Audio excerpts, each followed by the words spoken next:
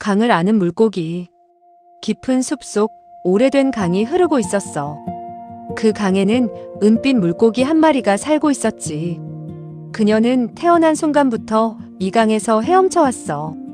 어느 바위 밑에 그늘이 있는지, 어느 계절에 물살이 새지는지, 어디로 가면 안전한 여울이 나오는지. 그녀는 이 강의 모든 결을 몸으로 알고 있었어. 어느 날 상류에서 젊은 수달 한 마리가 헤엄쳐 내려왔어.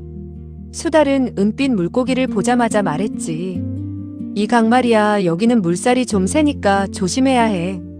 바위 근처로는 가지 않는 게 좋고 아침보다는 오후에 헤엄치는 게 나아. 물고기는 가만히 들었어.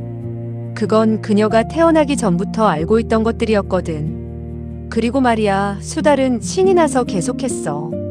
물고기들은 보통 방향 감각이 약해서 길을 잃기 쉬워. 내가 표시해둔 나뭇가지를 따라가면 훨씬 안전할 거야. 물고기는 조용히 웃었어. 그녀는 이 강의 구비구비를 수달이 태어나기도 전부터 알고 있었으니까. 물고기는 화내지 않았어.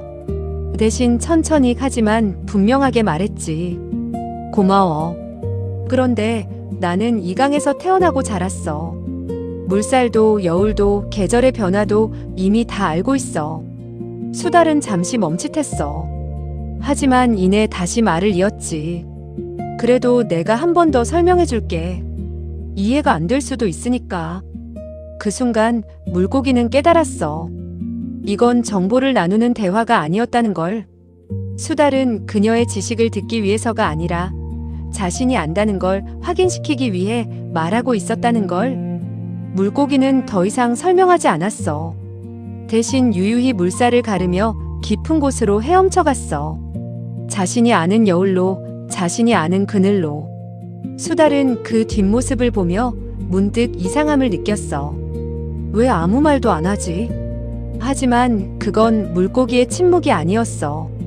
그건 물고기가 이미 답을 알고 있었기 때문에 더 이상 증명할 필요가 없었던 거야.